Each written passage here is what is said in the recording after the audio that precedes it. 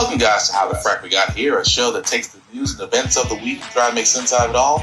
I'm your host, the most Will Buchanan, and on this show, we simply are all about the facts. There are plenty of news stations out there that simply want to do anything short but inform you. Here at How the Frack We Got Here, that's all we believe in. We go up to the left, we go up to the right, we go up to the middle of independence, we go after all sides because there's more than one side of a story to everything. And you need to know it all in order to actually formulate your own opinion. And that's what we try to do here at How the Frack We Got Here. Thanks for listening, and hold on. It's going to be fun.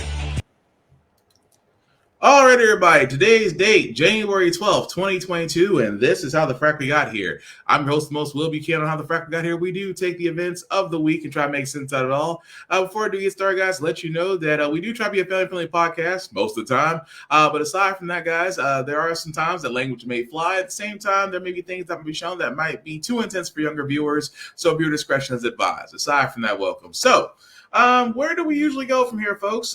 Well, we are in the middle of the week, and we actually do have some news, some actually interesting news, some news I never thought I would see because we usually, in our before the times, in the dark times of the Trump era, there was talk of Harriet Tubman being on the $10 bill, but it seems now there will be another impressive late African-American figure that'll be on the quarter, and I'm going to be looking for them when they come out. U.S. Mint has started shipping quarters featuring legendary poet Maya Angelou. The American author and civil rights activist becomes the first Black woman ever to appear on the coin. Angelou was honored with the Presidential Medal of Freedom back in 2010 by President Barack Obama. She died in 2014 at the age of 86. Now, I thought that's actually pretty cool that, Maya Angelou, for all those who don't know, award-winning poet, activist, and of course, if you don't know her for her many poems, a phenomenal woman. Her book, I Know Why the Caged Bird Sings, and her many other accolades I can go down the line and saying. But again, she will be the first Black woman to appear on the U.S. quarter, and I'm not gonna lie, it'll be the first time in a long time that I've actually held on to a whole bunch of quarters that I will not be using at a laundromat or at an arcade or at an arcade. Do coins still get used at arcades now? I mean, ever since Dave and Buster's, but that's neither here nor there. But again, just a collector's item because again, we're still waiting for Harriet Tubman to be on the $10 bill. I think they said it was. But moving right along, guys. Again, not really much this week, but a very hot topic issue: voting rights. I know for all you guys that have been following my podcast, knowing that I've been talking about voting rights this entire time, and keep telling you that November of this year, 2022, is going to be a hotbed this year because guess what? The midterms are less than 10 months away. And I'll say it once and I'll say it again, and I will keep saying it until people get the idea. Democrats are going to have a very harder time trying to convince their voters to vote for the Democrats to keep their majority in Congress. Democrats will have a harder time than Republicans will convincing idiots to basically vote them back in, forgetting the fact that the last 4 years under Trump was pure hell for them. But at the same time, having this dementia, short memory-like issue where, well, maybe we'll vote Democrat because the Democrats didn't do anything, which to a certain extent, they kind of have a point. Democrats really don't have a lot in the win column right now. So again, with that being said, Biden came out on a speech in Atlanta, and it was interesting that he said something that I believe that he should have said really at the beginning of his presidency. In Georgia, issuing a call to action on voting rights in this country, urging the Senate to get it done, saying he will support changes in the Senate rules, changes to the filibuster on this issue, and telling senators, including reluctant members of his own party, history will judge you on this issue. Our chief White House correspondent, Cecilia Vega, with the president in Atlanta. In Atlanta, the heart of the civil rights movement, President Biden today visiting the grave of Martin Luther King Jr., later calling this a defining moment in history, demanding the Senate pass voting rights laws. I've been having these quiet conversations with members of Congress for the last 2 months. I'm tired of being quiet. 19 states passing restrictive voting laws in the wake of former President Trump's lies about a stolen election, taking aim at things like mail-in voting. Voting by mail is a safe and convenient way to get more people to vote. So they're making it harder for you to vote by mail. The same way, I might add, in the 2020 election, President Trump voted from behind the desk in the White House in Florida. The president specifically attacking Georgia. That makes it illegal to bring your neighbors, your fellow voters, food or water while they wait in line to vote. What in the heck are we talking about? I mean, think about it. That's not America. Georgia also limiting boxes where voters like Bridget Muldrow can drop their ballots. The child care worker saying she's not sure how she'll vote now. Well, I've heard the new term, like the new Jim Crow 2.0, and it's kind of seeming like that, like trying to go backwards. You feel like you're being targeted as an African-American Yes. woman in this state? Yes. I do not appreciate that. Today, for the first time, the president calling on Senate Democrats to change the Senate rules to allow them to pass voting rights legislation without any Republican support. I believe that the threat to our democracy is so grave that we must find a way to pass these voting rights bills. Debate them, vote, let the majority prevail. And if that bare minimum is blocked, we have no option but to change the Senate rules, including getting rid of the filibuster for this. But the reality is, not all Democrats are on board. Senators Joe Manchin and Kyrsten Sinema standing firm in their opposition to doing away with the filibuster. Each one of the members of the Senate is going to be judged by history on where they stood before the vote and where they stood after the vote.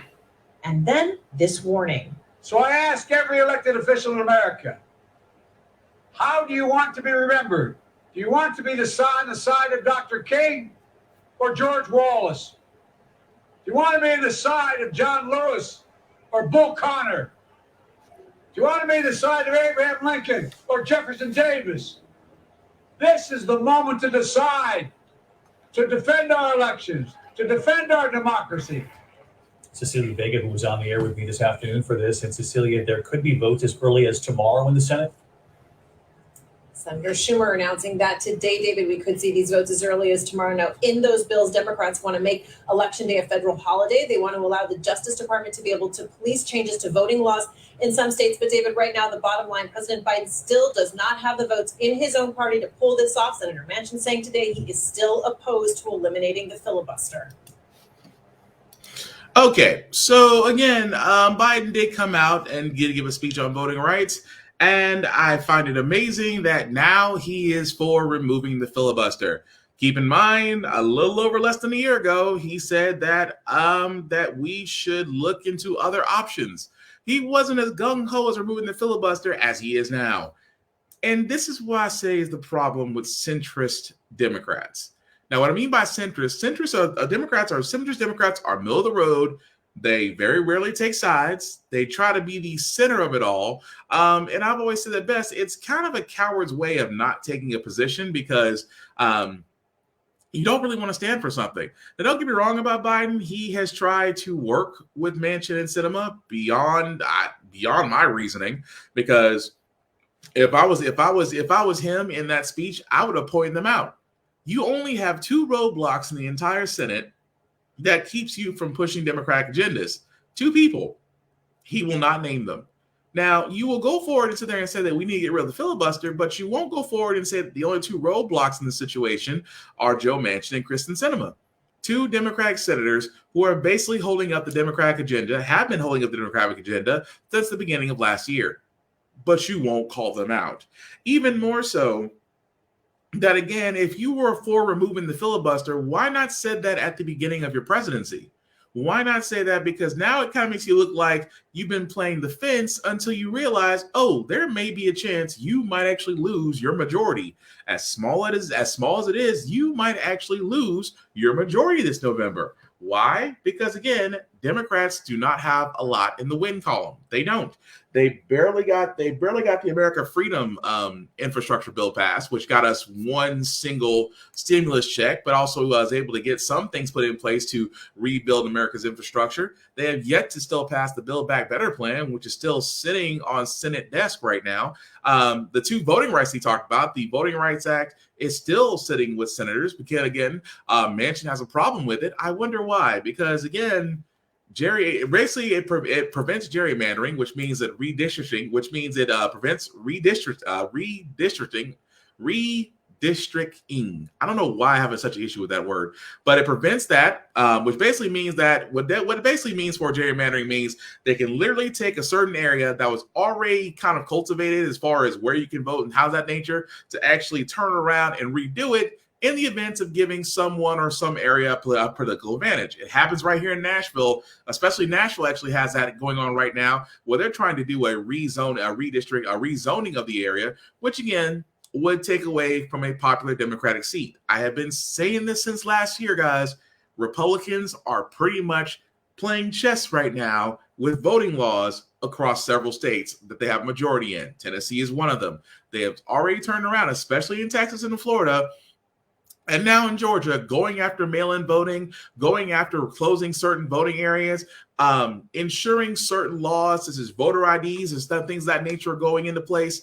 This is all Republican laws and strategies. Why? Because Republicans saw what happened when people literally took advantage of early voting and mail-in voting for the last election, and they disregarded it, and it cost them big time. So what are they doing now? They are trying to basically target them. Now, why would they target them? Because a lot of minorities actually use those things. A lot of minorities actually use mail-in voting.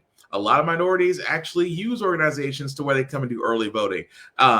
And other things of that nature. They knew, there was a lot of organization to get people voting, especially in Georgia during the special election. That's what happened when Georgia went from red to blue, red to blue in their special election to elect 2 Democratic senators, including one of them being the first ever Black senator to be voted for Georgia in our particular history. So, that also being said, all that being done now, all that progress being done. But again, they want to get rid of the filibuster. Now, for all those that don't know what the filibuster is, because I feel like that word gets thrown around, but a lot of people don't know what that is. Okay, so little quick civics lesson 101. So in the Senate, you've probably heard a couple of words right now in the Senate with the Democrats saying, "Oh, well, we can pass things through reconciliation." Reconciliation is basically a process to where you do not need the other group to vote as long as everybody within your group votes. Hence why all Democrats, if they all vote for a certain bill and it's done through budget reconciliation and none of the Republicans support it, it can still be passed by that simple process if the entire party votes for it. Hence why they were able to get a lot of the America Freedom bill passed, the infrastructure bill passed, because again, that was through budget reconciliation. Now, that's one process. The filibuster is basically designed to basically put a bill into constant debate, where again, two bills I talked about, the Voting Rights Act and the John Lewis Act, were both being discussed by Republicans using the filibuster, which means that they can keep debating it until 3/5 of the Senate, which means that Democrats and Republicans, 3/5 of that Senate, have to vote for it in order to end the filibuster and move it along to get signed to the president's desk. Filibuster is nothing more than a time waster. That is all it is. Republicans know that, and they use that to kill bills. The reason why we want to get rid of that, because if you take away the filibuster, it goes right back to budget reconciliation, which means that Democrats can sit there and say, well, you can't use the filibuster. We can all vote for it. If we all vote for it, regardless of what you think, we can pass this along. That is the entire reason why Democrats, some House Democrats, I should say, but some Senate Democrats, like Kristen Sinema, who has yet to give a reason why we need to get rid of filibuster. And Joe Manchin's reason is, if we get rid of the filibuster now, what's to keep it? The paranoid fear is that the Republicans, if they ever got back in power again, would use that against us, not to have that in place to pass up bills. So let me get this straight. You would rather, above all else, have the ability to just keep talking about a certain bill in order to make sure it doesn't get passed. But your fear is if you get it removed, then if something comes up when the rabbits got the gun, that you can't use that same tactic to stop their bill from going across. It's almost as if Congress doesn't really like working together. I mean, that's what I took from that. But again, guys, this is the reason why I point this out. This is the reason why civics and government is so important to understand the workings of, because literally the filibuster serves no purpose. It hasn't served any purpose because historically the filibuster was used to halt civil rights acts. It really was. It was used, especially among Republican senators, especially Southern Republican senators, used the filibustering tactics to keep civil rights legislation from being passed. That is a historical fact, and all the more reason why the filibuster should be removed.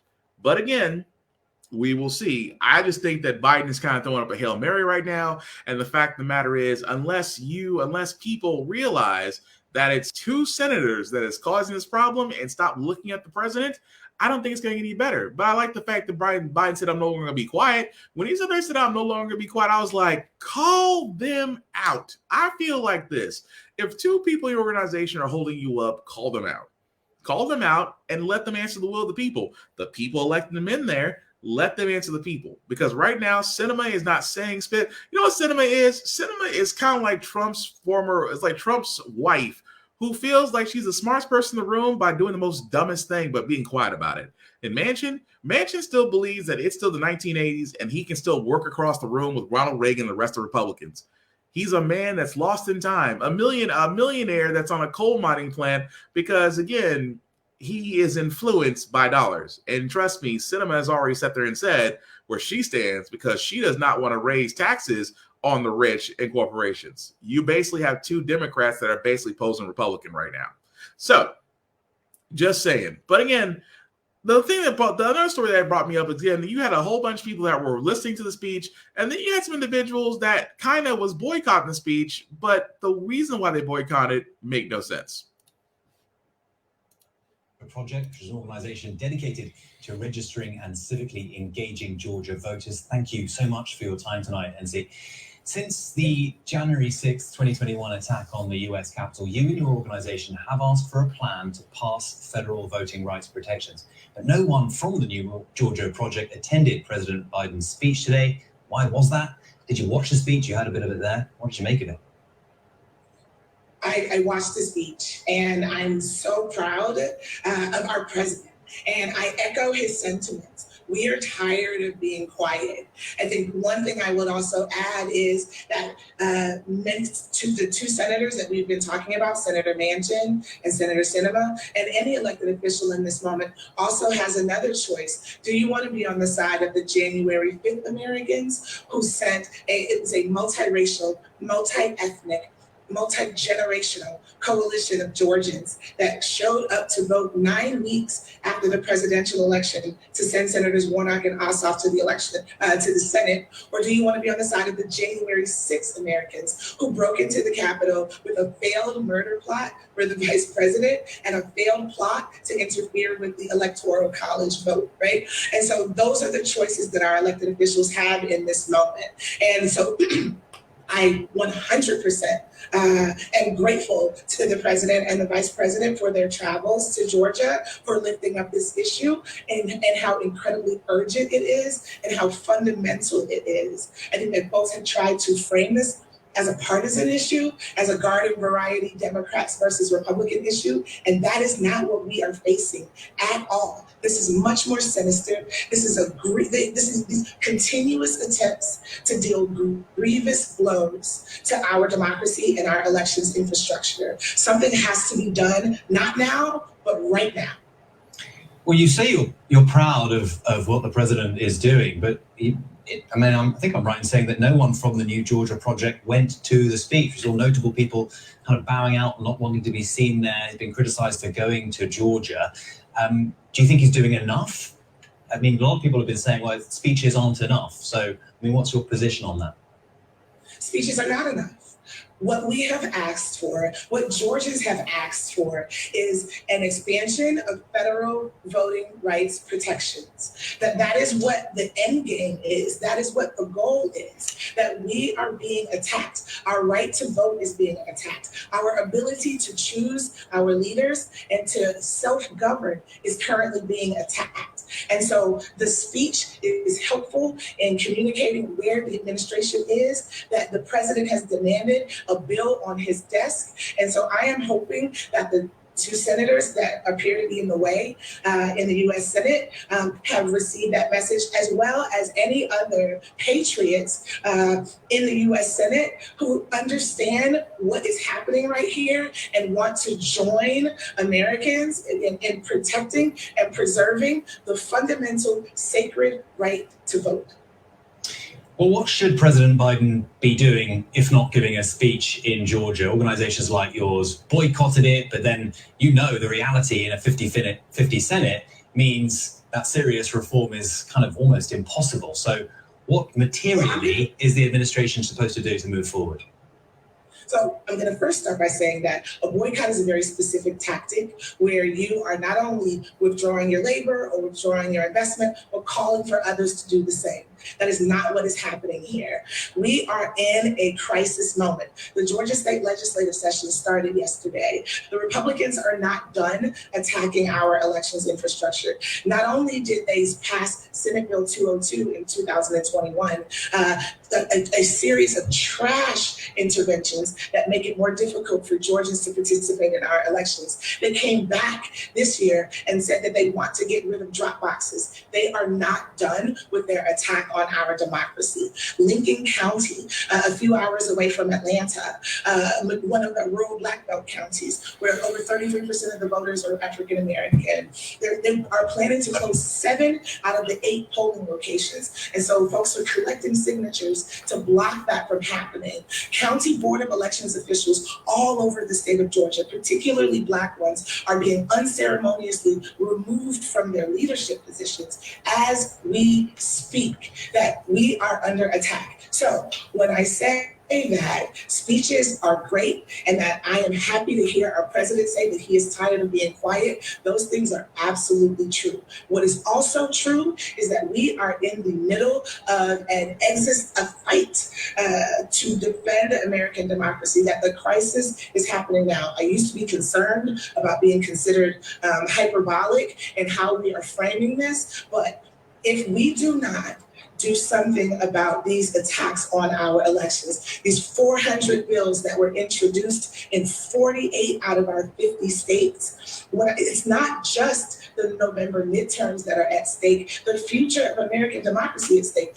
Our governor in Georgia just signed an awful map into law, and it will bind our hands for the next decade or more if something is not done to inject some sanity and to stop these attacks on our elections infrastructure. It does feel that the administration is on your side in this. It's just kind of hamstrung by the fact that it's very difficult to get these things through the US Senate. I mean, I'm wondering if the administration reached out to you at all before today's speech? Yes. We've been in constant communication with members of the administration. We've also been into West Virginia. We've been to Arizona. We've been to Texas. We've been to DC several times. Many members of our coalition have been arrested in fighting for and calling for these federal voting rights protections. We will not shut up. We will not pretend like we do not see what is happening. Again, this is not the Hatfields and the McCoys and a garden variety partisan ideological debate. This is something way more sinister. It has the ability to destabilize our nation, and we are looking to do any and everything that makes sense in order to advance this cause, to create the demand so that the president and the vice president of the United States know that this is priority number one amongst their base, amongst the folks who are responsible for making their tenure possible.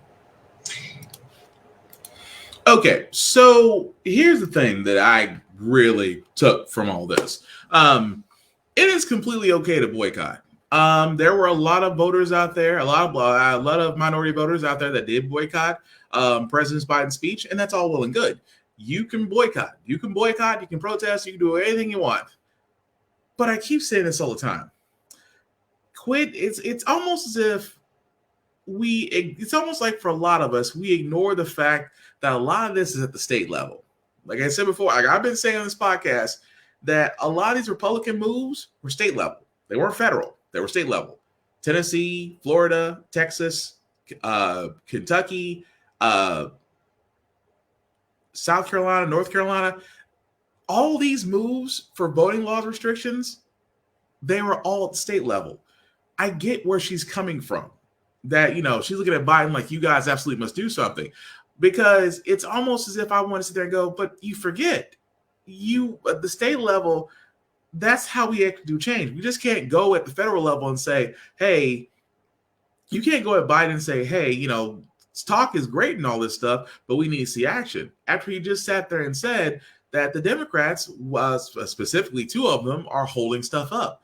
But at the same time, I'm like, well, what's the whole point of boycotting for that when you still have two senators, you have Ossoff and you have Warnock, and you should be going to them saying, hey, this should not be happening in our state. Why don't you go after Brian Kemp, the current governor of Georgia? Why are you not going after him and signing all this stuff and saying, holding him to accountable task? What about the entire state legislature of Georgia?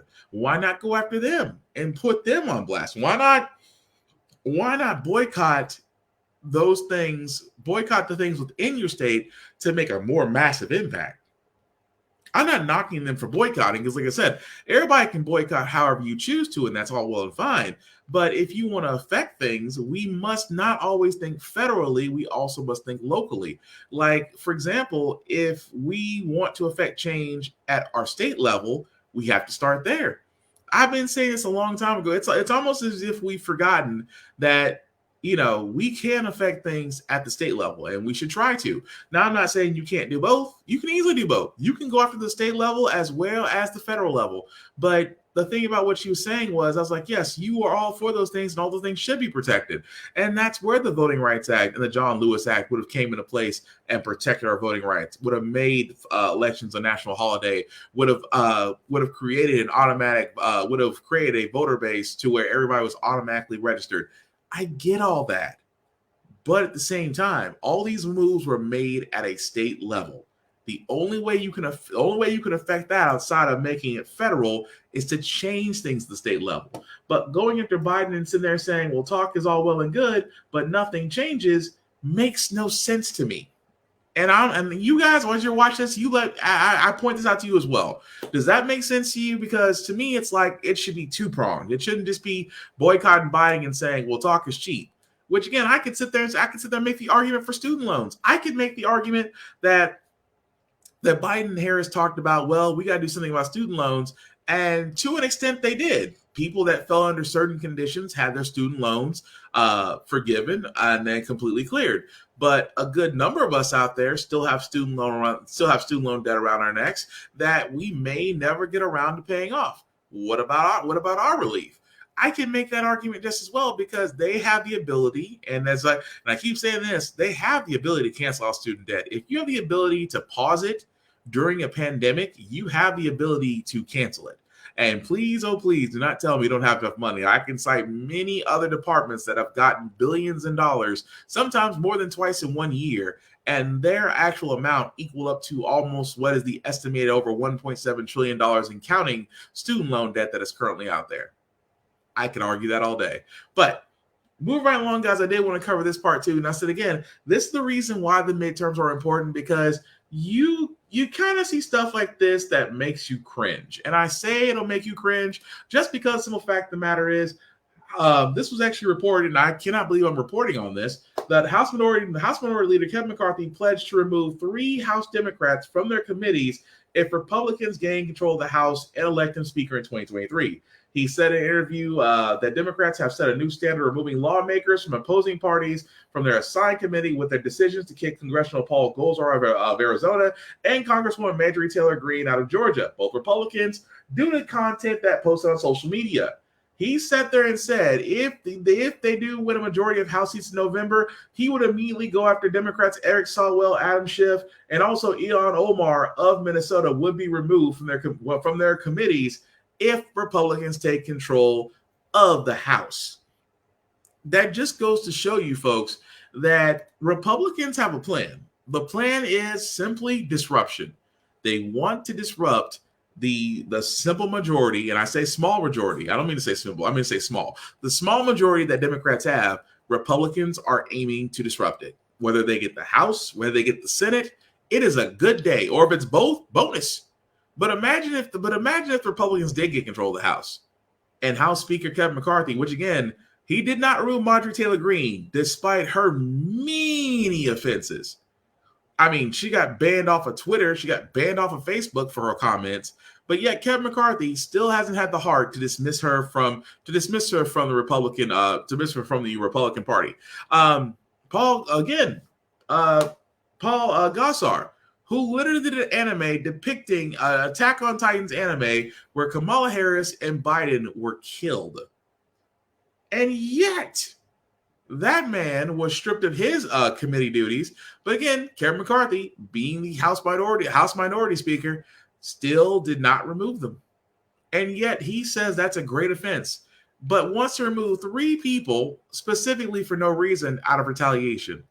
That is the Republican mindset right now. That is effing dangerous. Especially if the simple fact of the matter is, they initially want to go after, especially Ilhan Omar, simply put, because she's a Muslim woman. If that doesn't scream racism within a Republican Party, I don't know what does. Especially if the simple fact of the matter is, you had 2 people who proudly, along with, who still fly that Trump flag, proudly display their bigotry, their xenophobia, and yet they get rewarded for it.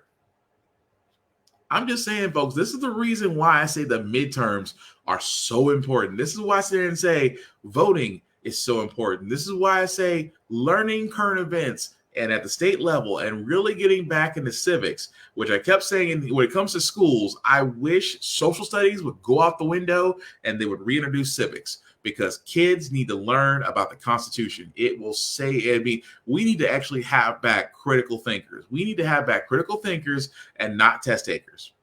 I mean, that's a whole nother story about the education of America. But that, again, I digress. But speaking of education, I did want to point out that apparently the strike between Chicago Teachers Union and the city of Chicago has ended, and teachers are joining back to come back to class. The classroom today after 4 days of cancellation sparked by the city's COVID policies. The Chicago Teachers Union voted to end their work action after finalizing a proposed agreement for employees. Teachers will vote on the new COVID policies this week, with students returning to the classroom on Wednesday. More than 340,000 students missed 5 days of class because of the standoff between the teachers union and Mayor Lori Lightfoot. NBC News correspondent Megan Fitzgerald joins us now from Chicago with more. Megan, good morning to you. So what led to the end of this standoff, and what are some of the new protocols that union members are going to be voting on? Joe, good morning. This has been 2 weeks, nearly 2 weeks now in the making, a lot of back and forth. And, it's certainly a bit surprising that they've reached an agreement because you'll remember just yesterday, we heard from the president of the teachers union who said that the mayor was being ridiculously stubborn and relentlessly stupid, he said, and that they were hitting a dead end. And so just last night, they finally reached a deal. What this has always been about for the teachers union is safety. So they were calling for, and what they have received is better quality masks that will be available inside schools. So we're talking about KN95 masks here. Also a metric system to be able to quantify how much virus is inside a school at any given time so that they can then trigger online learning. It sounds like they've reached an agreement there as well. And then they also wanted more testing inside schools and more rapid testing readily available. And that is something that they got a commitment for on the side of the city and the Chicago Public Schools. I want you to listen to what the vice president of the teachers union had to say. I would say testing is still a big deal. I would say we need contact tracing at our school level. And then we need a metric. This particular variant is contagious, very contagious. And we're going to have to know when it is safe to be inside the school community and safe not to be in the school community. After 2 days of school, we have countless classrooms that are shutting down because the vast majority of the people inside of the classroom have been close contacts to those who came back with COVID. So that is exactly what teachers have been saying since the very beginning of this. And as of this morning, it sounds like they are pretty satisfied with the agreement that they've come to. So Megan, on the other side of this is the mayor, Lori Lightfoot. How is she responding to the return of teachers? So, from the very beginning, Joe, as you know, the mayor has always said that she wants students and teachers back in class. And as of tomorrow, that's what's expected. So the mayor seemingly pleased that she has met the demands of what the teachers union wanted. The teachers union has sort of come to the table for what the mayor's side wants. And so finally, they've reached an agreement and she's getting what she wants in terms of students back in the classroom, something the teachers union said they want too, but safely. I want you to listen to what the mayor had to say. We know that this has been very difficult for students and families. Our goal throughout this entire process was to both get our students back to in-person learning as quickly as possible and prevent work disruptions for the rest of the school year. Switching completely back to remote learning again without a public health reason to do so would have created and amplified the social, emotional, and economic turmoil that far too many of our families are facing. And so teachers will report to the classroom today, and starting tomorrow, students are expected to finally return to class, Joe. So again, I have been sitting there saying, because again, I can't blame educators, especially educators who have to think about, especially during a pandemic situation, of going in and teaching. And you got to be careful of your own health, especially if you have kids, you be careful for elderly people, all those things come into consideration, especially the fact of the actual Omicron variants and other COVID-19 that is still out there. There's always that fear can be spread. So yes, teachers got to worry about that. Even more so that teachers came off and said, well, you're forcing us to go in, and I can't blame them for going on strike. And now they've actually gotten some commitments as far as some compensations that they've been wanting to get. They'll go back into school and hopefully teach. But again, it's just amazing to me that, we still, again, for me, it's like in a pandemic situation, I would sit there and say that, maybe the more that we do remote learning, the lower the cases go down until we can get to an acceptable level again. But I understand for a lot of people, being cooped up may not be all it's cracked up to be. But again, we are kind of still taking the risk of trying to have school during a pandemic situation, especially when you still don't have a lot of people getting vaccinated. Some parents still refusing to vaccinate their kids. So we still have that issue of, trying to combat a virus and still trying to live normally. So there's always going to be that challenge. But I can't blame teachers for going on strike. And this is what I keep on saying about unions, guys. I keep saying this about unions all the time. Unions work. If you have a union in your area, you should definitely join it. If you don't have it, you can start one. Starting a union is honestly very easy, and even more so, the process is streamlined. But I'll tell you one thing. It's not just corporations. It's not just corporations that hate unions. As you can tell by the city of Chicago, the city of Chicago hates unions. The city government of Chicago hates unions. State governments too. Because again, unions hold those organizations and people accountable. And now, like Lori Lightfoot, I can only tell you right now, when her election comes up, she's going to have a very, very difficult time staying elected if she decides to run. But again, happy that Chicago teachers are able to get what they need. But another story that came out is, again, more related to higher learning, where some universities are under the microscope because of they might have been fixing prices for tuition. A legal battle in the world of higher education. 5 former students are suing more than a dozen universities, claiming the schools colluded on tuition and participated in a price-fixing cartel. The lawsuit essentially alleges that these universities got together and artificially limited the amount of financial aid that would be supplied to students that applied to their schools, and therefore artificially raised the overall cost of their education. The lawsuit targets some of the most elite universities, including Brown, Georgetown, Columbia, and Yale. It claims several of the schools also considered the financial status of waitlisted applicants as a factor in whether to grant them admission. It's going to be up to the courts to decide whether, at least some of these schools gave a disproportionate leg up to the children of wealthy donors, as the lawsuit puts it, and then if that indeed represented a violation of federal law. Under federal law, universities are allowed to consult one another on their admissions formulas, but they are not allowed to consider applicants' financial needs in the admissions decision. A university is never supposed to discriminate against anybody because of their ability to pay. 11 of the 16 universities say they have no comment on the lawsuit. Vanderbilt could not be reached by ABC News. Brown told ABC News, based on a preliminary review, the complaint against Brown has no merit, and Brown is prepared to mount a strong effort to make this clear. Caltech says we have confidence in our financial aid practices. Yale says the university's financial policy is 100% compliant with all applicable laws. And MIT says it's reviewing the filing and will respond in court in due time. No word yet on a possible court hearing for this lawsuit. Christine Sloan. Now, I'm not going to lie to you. That's the first I heard of it. But the thing I'm not surprised by Vanderbilt. There's a reason, especially if you're in Tennessee, you ever hear that Vanderbilt's called the Princeton of the South? Vanderbilt is effing expensive.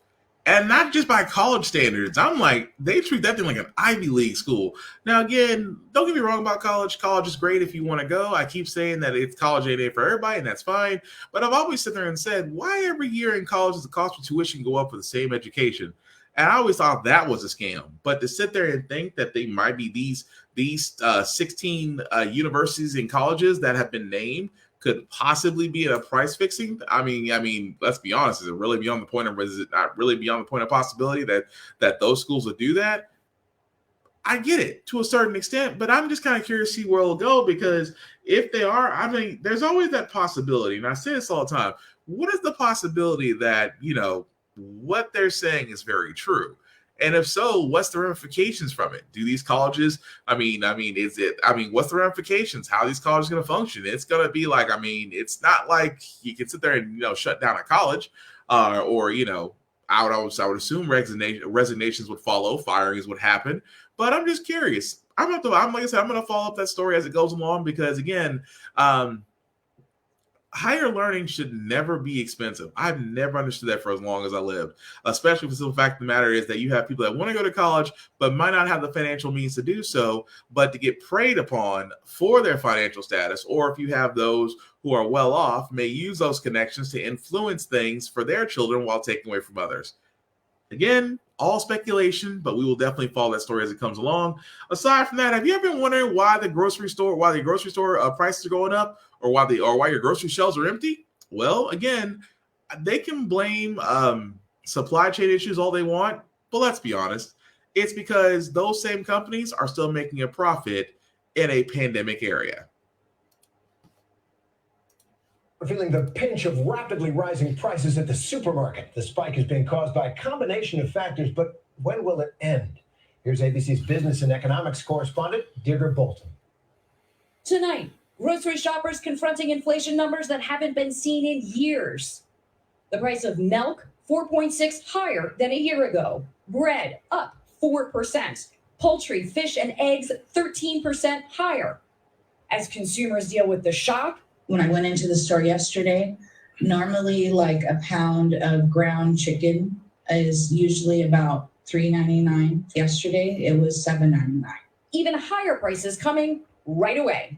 According to the Wall Street Journal, beginning this month, companies like General Mills and Kraft Heinz planning more price increases to wholesalers on everything from mustard to cereal to Jell-O, as they pass along their own perfect storm of rising costs, like higher transportation expenses because of rising oil prices, higher prices for animal fees, payroll costs pushed up because labor is short, and the havoc the pandemic has brought to the grocery supply chain. You can't really wave a magic wand and just sort of fix the supply chain problem.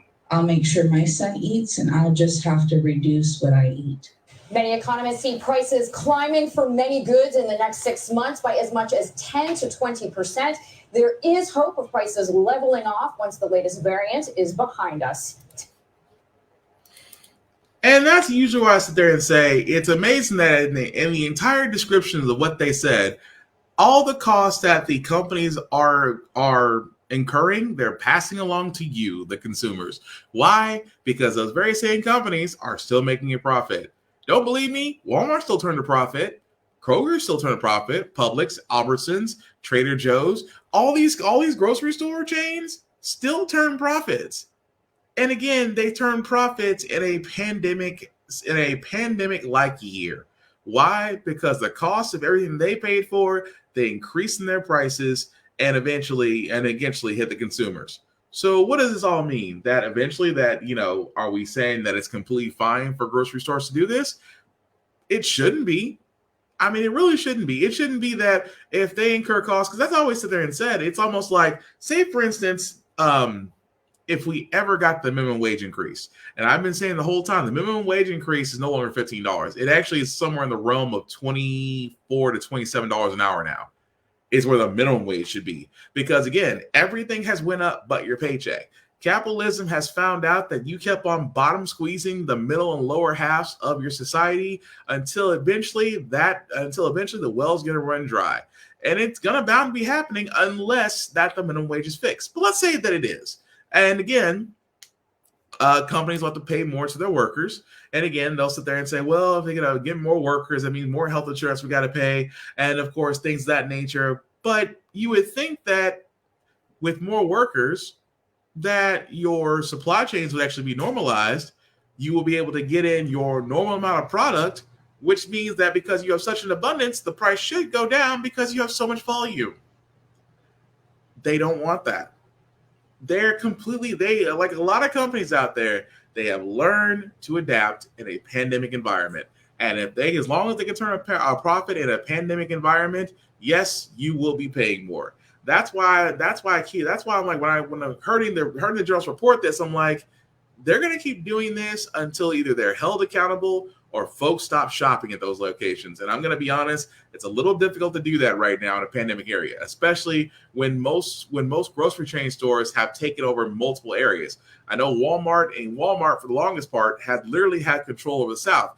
You'll be hard pressed to go anywhere else that may have a mom and pop grocery store, as long as you have gigantic Walmart stores, where you have Kroger's or Albertsons, depending on what store that you have in your area. But 9 times out of 10, you have a local corporation store, and a lot of people just are tuned to shopping there. It's too hard a habit to break. It's like Amazon. I can't stand Amazon, but unfortunately, Amazon is like that one place where you can find stuff because they've done such a great job of killing brick and mortar stores. Unless we boycott them, I definitely do not see a change. But speaking of things that need to change, is before we get to our feel-good story, I did want to talk about payday loans. Now, again, payday loans are one of those things where I get it. If you have bad credit or, credit's terrible, you really can't go to a bank or a credit union for a traditional loan because they check credit. You go to payday loans because payday loans don't check your credit. They just simply take your paycheck. They simply take your paycheck when you get paid again.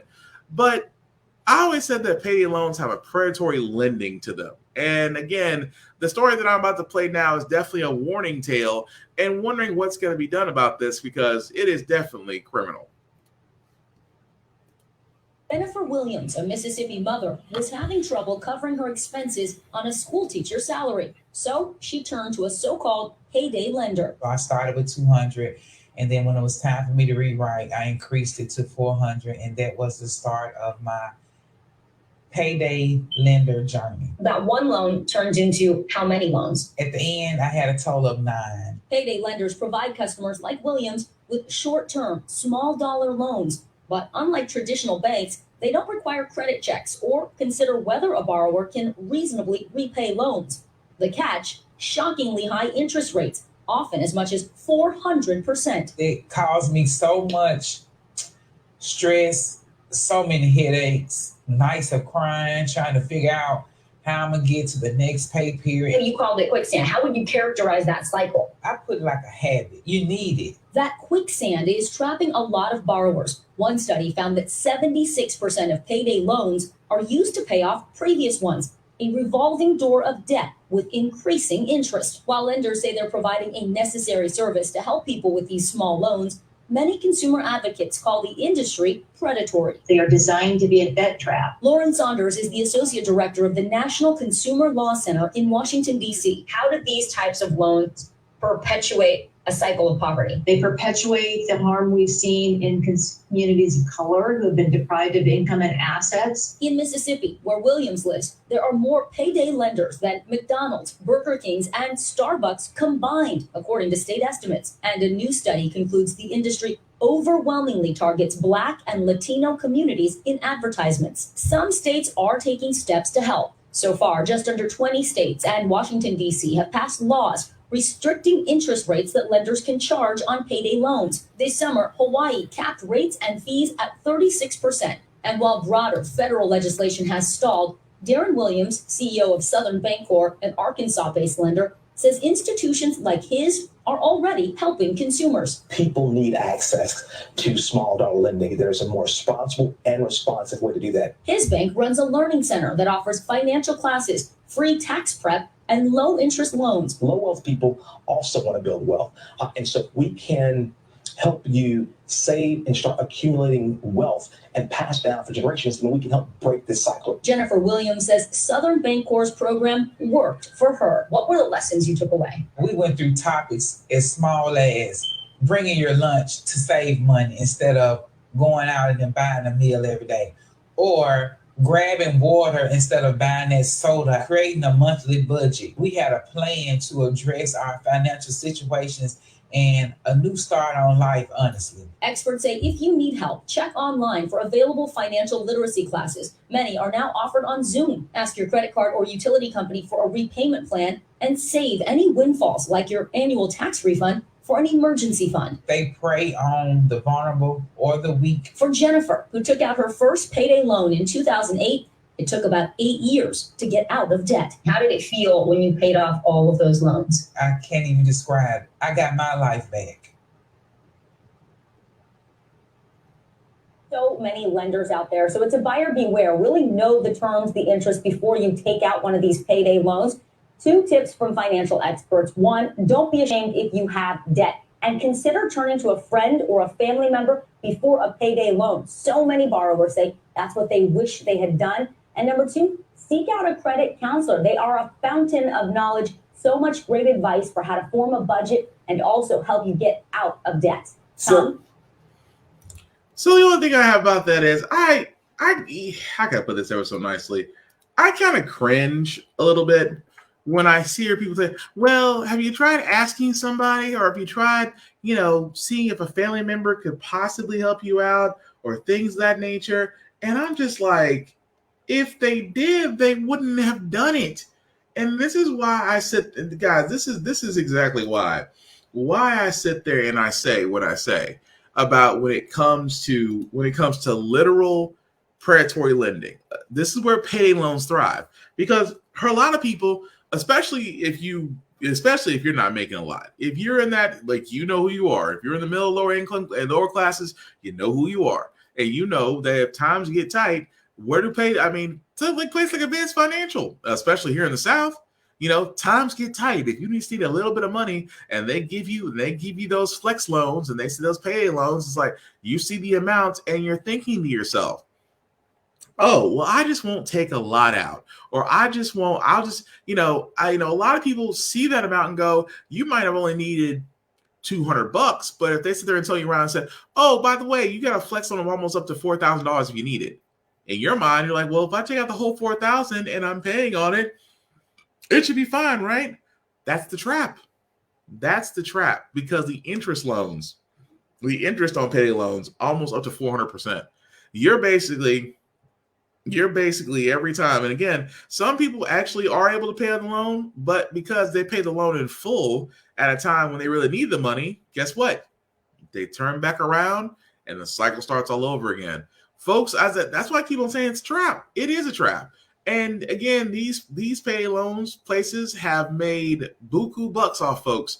And that's the reason why I keep pointing this out. But also, I can't stand when, again, we don't have the laws in place to protect these people from paying for years on payday loans. We don't have those protections in place because those payday loan companies have lobbied Congress. they, again, it's just like Wall Street. Wall Street lobbies Congress when there should be a wall between Wall Street and Congress. There should be a wall between politicians and their stock options, and the fact that they should not have control over them, simply put, because they have access to information that your normal everyday American citizen doesn't have. But again, with payday loans, it's just one of those things where it is set up because, again, it's a perfect storm. It's honestly a perfect storm of everything going up but your paycheck. And for a lot of people, they are literally one paycheck away from being homeless. And don't get me wrong, I am all for saving. I am all for starting savings. I am all for, doing what you can to save for a rainy day. But as one of my favorite actors, Donald Glover, said in Atlanta, he said it best: poor people can't save because they're poor. Almost every dollar, almost every cent has to go somewhere. And if you're able, and a lot of people can probably relate to this, if you still have money left over after paying bills, you don't feel relief, you feel panic because you're still wondering what you didn't pay. And it's sad to say that. We should not be at that level of where we're worried of whether or not that something was missed. We should not be at that level. But again, this is where payday loans come into place. They make you feel great because, again, they're giving you a handout when someone else may not, or a bank may have denied you. And I think that's the part where they get you. But once you get in that pay cycle, like I said, it's hard to get out. It's hard to break. It's one of the things where I keep saying, guys, it's that situation where when it comes down to it, if you do without, do without. If you can. But I know for a lot of people, they're in that situation. But I would like to think that someone's going to come forward to Congress and say there's something that needs to be done about this. Just like Elizabeth Warren came forward and said something has to be done about the credit bureaus. Just saying. But that being said, guys, we're going to go and move on to our feel-good segment because you don't know how the Frack we got here. We usually cover a lot of things that are doom and gloom, sometimes make you lose your faith in humanity. But hey, it's Wednesday. Tomorrow's Friday, which is Thursday, and we always want to leave you guys out on a good note, some positivity, something that, makes you feel as if the world is going to be all right. And I actually do have one story, again, and I kind of midway forgot about this one because, with the Winter Olympics coming up next month, and I know for a lot of people that are, you may not watch the Winter Olympics. Some people do, some people don't. I actually have a whole reason to watch this now because, again, you can call me partial if you want to. Whenever I see a black person in the Olympics, I'm immediately watching and rooting for them. I root for everybody black. That's the way I am. But I did want to highlight this one story on Instagram where this one speed skater, Erin Jackson, which again, I researched her story where she was trying to qualify for the Olympic team. And apparently what actually happened at the trials was during the race, she had slipped, and she slipped just enough to where she came in the third, which actually disqualified her from being on the team. That's actually Erin Jackson right there. What she says was that she says at the bottom that her teammate, Brittany, who won the race, declined her position in the 500 meters to open up a spot for her on the team, which her friend right here is the person that pretty much gave up her spot. Now, again, I have been saying this, guys, random acts of kindness. If someone literally sat there and declined winning a race just for their teammate to go compete at the world stage, dude, that is something that person will never forget. And that's actually the woman there that won the race and gave up her spot so that Erin Jackson could turn around and compete in the Olympics this year. And now that I know who she is, I am definitely going to be watching the Olympics because, like I said, I'm rooting for everybody black. But that's going to basically do it for us, guys. Before I do gotta get out of here, I do got to do some shameless plugging, as I always do. I first want to start off with my buddy who's going to be back to podcasting very soon, Big BZA. You can definitely find him on Facebook at A the My Witherspoon or on all other socials at Big BZA. Where he usually has Smoking Trailer Sundays every Sunday from 6:30 to 9 p.m. in which he goes over movies, video games, television shows that he finds interesting and therefore wants to share them with you. He also has the REF podcast, like America's Funniest Home Videos, except done by World Star. So only for the grown and intended every Tuesday from 6:30 to 9 p.m. But definitely check him out, A the My Witherspoon on Facebook and Big BZA on all other socials. And also, let me not forget my other two buddies, Ari and Geek present Geek Salad, for allowing me to share my podcast on their page. I really appreciate it, fellas. Who are Ari and Geek? Well, they basically have a show called Geek Salad, which covers everything in the world of pop and geek culture and some things outside of the world, but gives a completely unfiltered view on a lot of topics and subjects. Both are very funny, both are very intelligent guys, and I always want to give them props, especially for having me on a couple of times, and I hope to have them on my other podcast very soon. But definitely check them out on Facebook as well as YouTube. Ari and Geek present Geek Salad. Trust me, guys, easy to find, as you can see from the YouTube page. Now, as for yours truly, guys, you can always find me on my IG handle at BlackFox447. I usually post gym stuff, sometimes movie, video game reviews, television reviews, and sometimes, some motivational stuff. Like I said, with the gym, I do a couple push-ups. That also being said, the scrolling tracker at the bottom. If you copy and paste that into your browser, will take you to my link tree that has the YouTube Facebook group for all of my podcasts. How the Frack got here, Get Bit, and of course the Offense podcast. We can definitely like and see and share and subscribe and basically see every podcast I've done so far. We are going to be moving to an audio format. I did not realize with this new platform that I'm using, it actually is audio only. So I will get to the point of uploading on Spotify, Apple Podcasts, and everywhere else that you can listen to podcasts. So again, expanding. I love it. Beyond that, guys, like I said, above all else, please get vaccinated if you haven't already. I'm sorry, that's just the way I feel about it. We have been dealing with this pandemic and its multiple variants for far too long to not actually take a stand and finally do something we should have done a long time ago, which is basically get vaccinated. If you haven't been vaccinated, please get your vaccinations, get both your shots, and get scheduled for the booster. Because again, the Omicron variant is very, very aggressive and very, very easy to spread. And trust me, when you have COVID, it definitely gums up a lot of plans. Trust me, I'm currently feeling that right now because I'm not going to say who, I'm not going to get too many details, but it's preventing me from basically being around the people I love. So I stress this very heavily, guys. If you are negative on the testing, please get vaccinated. Please get your boosters. Please wear a mask when you go out. There's so many. Literally a mask industry has happened now. So we are beyond the point of excuses. Get vaccinated, help us, protect yourself, and again, help them at the hospitals, because it's not just folks that are sick. People do go to the hospitals and other centers for emergency life-saving medicine, kidney dialysis, blood transfusion, things of that nature, and they can't do it as long as a COVID bed is being taken up. So again, let's help out the people there. Let's help out the hospitals as far as getting those people needing the life-saving treatment they need, and also help out the nurses and doctors who are going through it. That's all I'm going to say about that. The last thing I'll say about How the Frack got here, it's all about staying informed. We are not trying to change minds, persuade people, or force you to our way of thinking. We are simply doing the quite opposite, giving you all the information, allowing you to make up your own mind for yourself. We do a lot better once we're informed. We're progressive. We move forward. We try to right the wrongs of our past by making decisions now that we should have done back then, like electing our first Madam Vice President who was Black. I am so hoping for Michelle.